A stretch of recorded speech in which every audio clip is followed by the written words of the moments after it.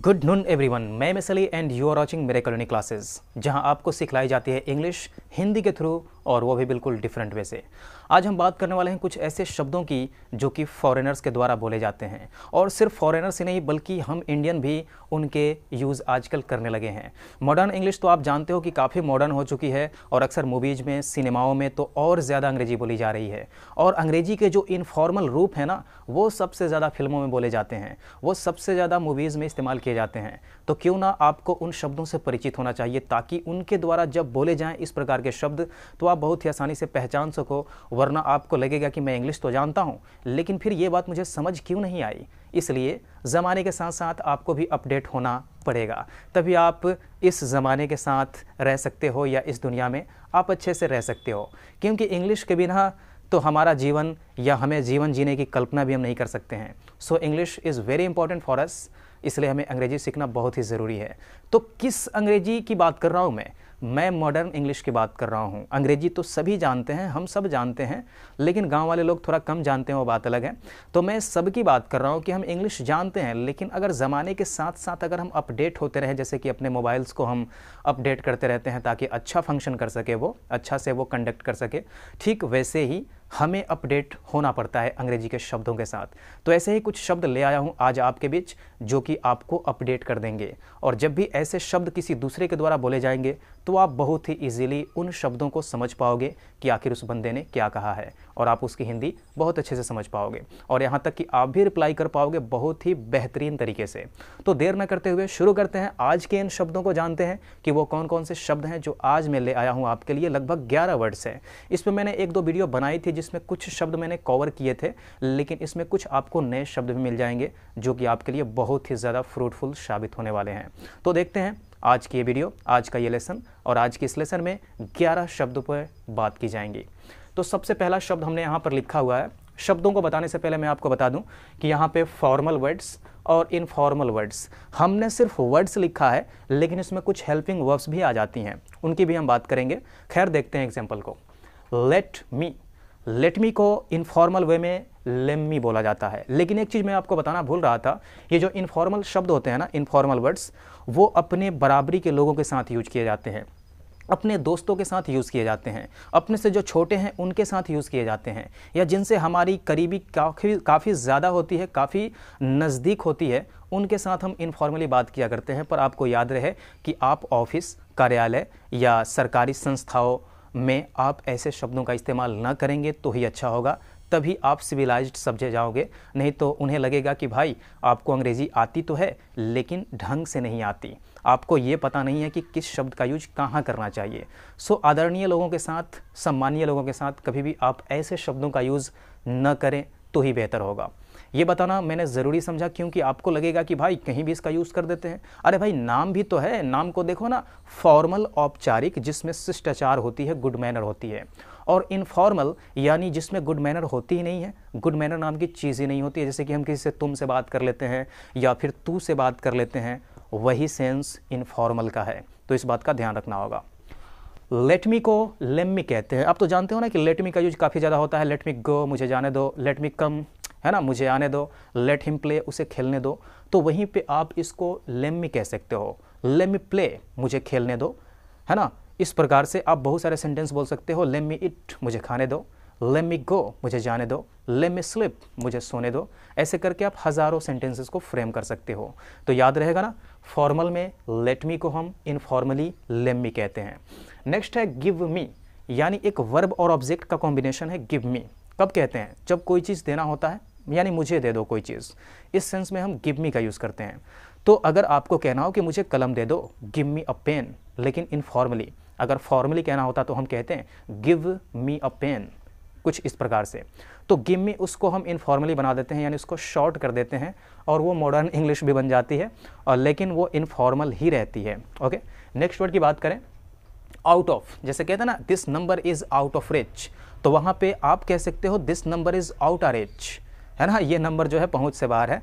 लेकिन क्या आपने सुना है कि जब वो कंप्यूटराइज वाली आवाज़ आती है, this number is out of reach सुनने को मिलती है, या आउट ऑफ रीच सुनने को मिलती है? बेशक आउट ऑफ रीच सुनने को मिलती है। क्यों? क्योंकि आउट ऑफ अपने आप में फॉर्मल है, है ना, और वो आवाज़ न जाने कौन कौन सुन रहा है, न जाने कैसे कैसे लोग सुन रहे हैं, है ना, सम्मानीय, आदरणीय, रिस्पेक्टेबल, ऑनरेबल पर्सन भी वो आवाज़ सुन रहे हैं। तो उस माध्यम से वो लोग आउटा नहीं करते, वो लोग आउट ऑफ ही करते हैं, क्योंकि वो जानते हैं कि आउटा तो इनफॉर्मल हो जाएगा। So this number is out of rich informally, out of rich formal है, तो आउट ऑफ को आउटा कह सकते हैं। नेक्स्ट है kind of. This is a kind of play, ये एक प्रकार का गेम है। That is a kind of exercise, वो एक प्रकार का व्यायाम है। तो उसी काइंड ऑफ के बदले में आप कह सकते हो kinda, this is a kind of play, that is a kind of art, इस प्रकार से कहा जा सकता है। लेकिन ये इनफॉर्मल और ये फॉर्मल, तो ज़्यादा बेहतर होगा आप काइंड ऑफ का यूज़ करो। तो फिर आप कहोगे कि सर आप जो बता रहे हो कि इसी का यूज़ करो, तो इसको बताने की क्या आवश्यकता थी?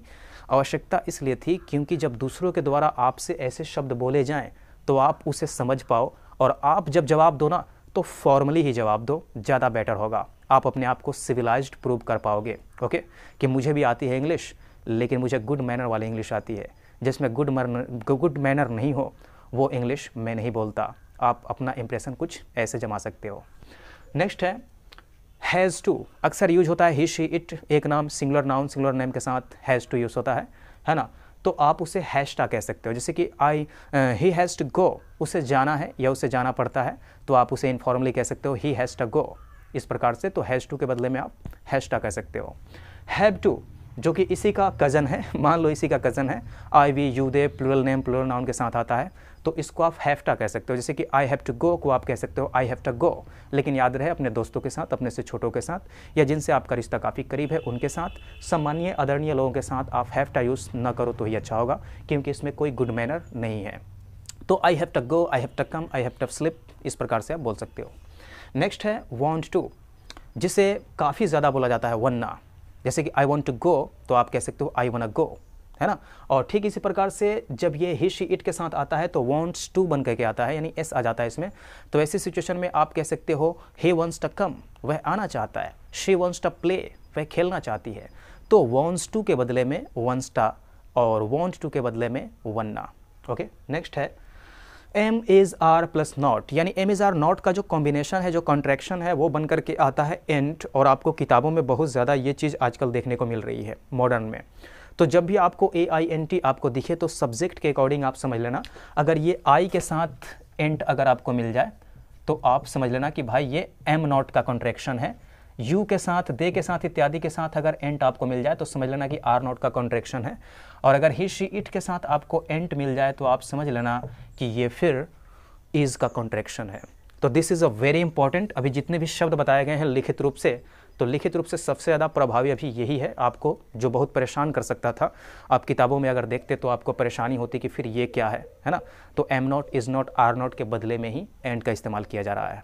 नेक्स्ट देखते हैं गोइंग टू, गोना, इसे गोना कहते हैं। गोइंग टू, जैसे I am going to market, आप बोल सकते हो आई एम गोना मार्केट, तो गोइंग टू के बदले में हम गोना कह सकते हैं। ऐसे बहुत सारे सेंटेंसेज आप बना सकते हो। मैं आपको ज़्यादा सेंटेंसेज नहीं बता पा रहा हूँ, क्योंकि जब एक बता दूंगा आपको तो बाकी के सेंटेंसेज तो आप खुद बना लोगे ना। इतने कमज़ोर तो हो नहीं, अगर इतने कमज़ोर हो तो आप मुझे कमेंट बॉक्स में बताना कि सर हम थोड़ा वीक हैं, कुछ और एग्जाम्पल की ज़रूरत है हमें, तो मैं आपको कुछ अलग से भी एग्जाम्पल बता दिया करूँगा, ओके। और हाँ, मुझे एक बात याद आई है, किसी राज नाम के किसी मेरे सब्सक्राइबर ने कमेंट किया था कि ग्रामेटिकल वीडियो बनाने के लिए, तो ठीक है, मैं 2-3 दिन में आपको कुछ ग्रामेटिकल वीडियोस भी दे दिया करूँगा, ठीक है। बस आप लोग मेरे चैनल पर बना रहो, और जिसको जिस चीज़ की ज़रूरत है आप मुझे कमेंट के ज़रिए आप लोग ज़रूर बताते रहो, ताकि मुझे भी पता चलता रहे कि आप लोगों की और क्या क्या ज़रूरतें हैं। उन सारी ज़रूरतों को पूरी करने की मैं पूरी कोशिश करूँगा। सबसे अंतिम वर्ड है हमारा गो टू। गो टू के बदले में क्या यूज़ करते हैं? गोट्टा। गो टू के बदले में हम गोट्टा कहते हैं। जैसे कि आई गो टू मार्केट, तो आप बोल सकते हो I gotta market, okay. You go to temple, तो आप कह सकते हो यू गोटा टेम्पल।